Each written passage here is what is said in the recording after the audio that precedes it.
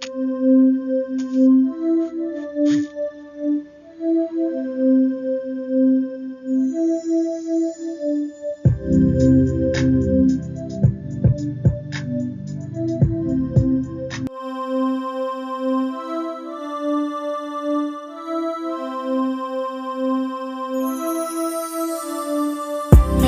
้ายิ้มนั้นโคตรงามเห็นแล้วมันสบายใจอายอยากรู้เธอเดเจ้ามาแต่สวรรค์สันใดห่างไกลเจ้างามโสภาเธอบ่ได้ส่งเจ้าลงมาดังถูกสะกดด้วยมนตราให้ใจดวงนี้ต้องฝันละเมอคิดหาเจ้าทุกค่ำคืนบ่ว่ายามตื่นจะนอนภาพเจ้ายังร้อนในตาก็เลยเขียนมาเป็นกรให้เจ้าฟังหรือน้องละเจ้านั้นคือดอกฟ้า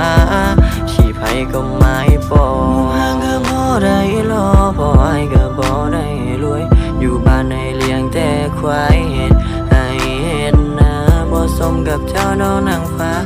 คนธรรมดาเดินดินคงบ่มีวาสนาที่จะได้โบยบินบ่มียศถาบรรดาศักดิ์มีแต่รถจากฮอนด้าภูมิใจในสิ่งที่มีแค่นี้ก็พอละมีแต่เนื้อเพลงให้เจ้าฟังก่อนนอนมีแต่เสียงดนตรีเสียงพิณและเสียงกลองเวลาเจ้ายิ้มนั้นโคตรงามเห็นแล้วมันสบายใจ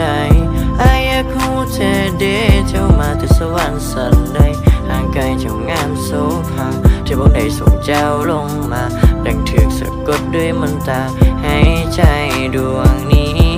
ต้องฝันละเมอคิดหาเจ้าทุกค่ำคืนบ่ว่ายามตื่นจะนอนภาพเจ้ายังร้อนในตาก็เลยเขียนมาเป็นกรให้เจ้าฟังหรือน้องละเจ้านั้นคือดอกฟ้า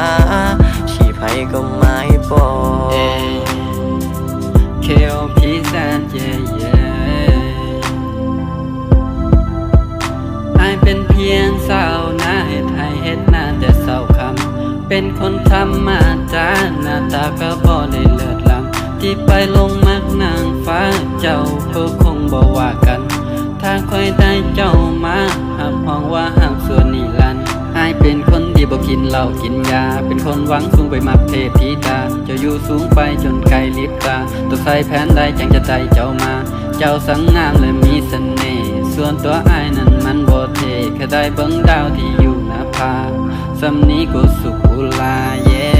เวลาเจ้ายิ้มนั้นโคตรงามเห็นแล้วมันสบายใจอายอยากรู้เธอเดเจ้ามาแต่สวรรค์สันใด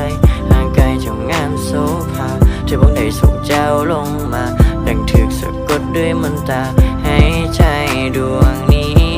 ต้องฝันละเมอคิดหาเจ้าทุกค่ำคืนบ่ว่ายามตื่นจะนอนภาพเจ้ายังร้อนในตาก็เลยเขียนมาเป็นกรให้เจ้าฟังหรือน้องละเจ้านั้นคือดอกฟ้าที่ไผก็ไม่ปอง